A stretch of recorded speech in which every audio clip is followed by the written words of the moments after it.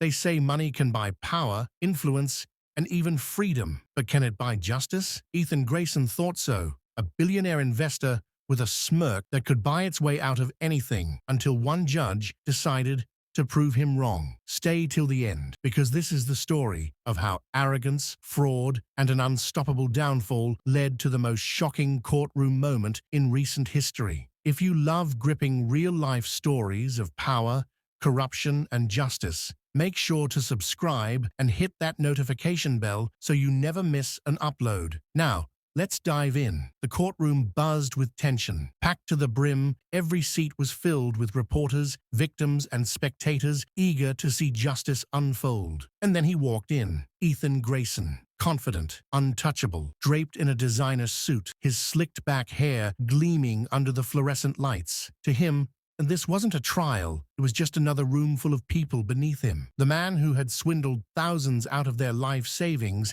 carried himself as if he were the guest of honor, not the accused. But what happened next sent shockwaves through the room. When Judge Monica Lee entered, everyone rose. Everyone except Ethan. While others stood in respect, he casually flipped through his notes as if the proceedings were a waste of his time. His lawyer whispered urgently, but Ethan merely waved him off. A smug grin tugged at the corners of his lips. The judge's gaze locked onto him. She said nothing, but the weight of her silence spoke volumes. The air grew thick with unease. People exchanged glances. Murmurs spread like wildfire. Who did he think he was? Ethan Grayson wasn't just rich. He was the kind of rich that made headlines. Yachts, mansions, private jets, he had it all. His financial empire, Grayson Investments, had once been praised as a beacon of success. But behind the glamour lay a trail of destruction. Small business owners, retirees, struggling families, he had convinced them all to invest in his schemes. Promises of wealth, security, and stability turned into shattered dreams. Retirement funds vanished, college savings gone, people lost homes, families were torn apart, and some were left with nothing but regret. And yet, even as investigators closed in, Ethan remained confident. "This will blow over," he told reporters outside his Malibu estate. "It always does." And for a while, it seemed like he might be right. With top-tier lawyers and endless legal loopholes, he managed to delay the trial for months.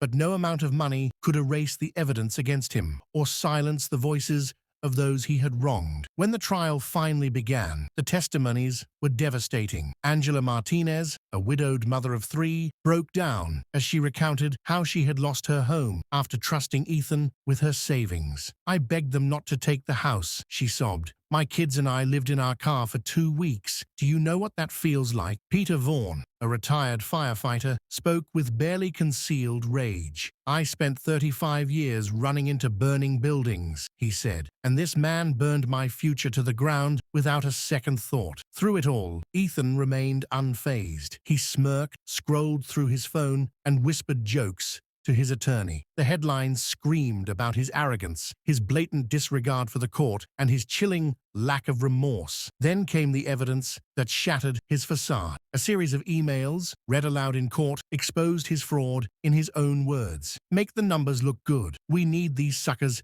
to sign on the dotted line." Gasps rippled through the courtroom. Angela Martinez shook her head in disbelief. Peter Vaughn clenched his fists. "And Ethan?" He smirked. The prosecutor turned to him. "Mr. Grayson, do you recognize this email?" His lawyer objected, but Judge Lee overruled it. Ethan leaned forward, his voice dripping with condescension. "Yes, I recognize it, but let's not pretend it means what you're implying. It's just business talk. You wouldn't understand." A stunned silence filled the room. The judge's gavel struck the desk with force. "Order in the court." Her tone was steady, but her eyes burned with quiet fury. "Mr. Grayson," she said, "watch your tone. This is not a boardroom meeting." But even then, Ethan didn't care. The trial dragged on, but the outcome was clear. His legal team scrambled to discredit witnesses, to twist the narrative, but nothing could erase the mountain of evidence against him. And then, the final day arrived. Judge Lee took her seat, the room holding its breath. "Mr. Grayson,"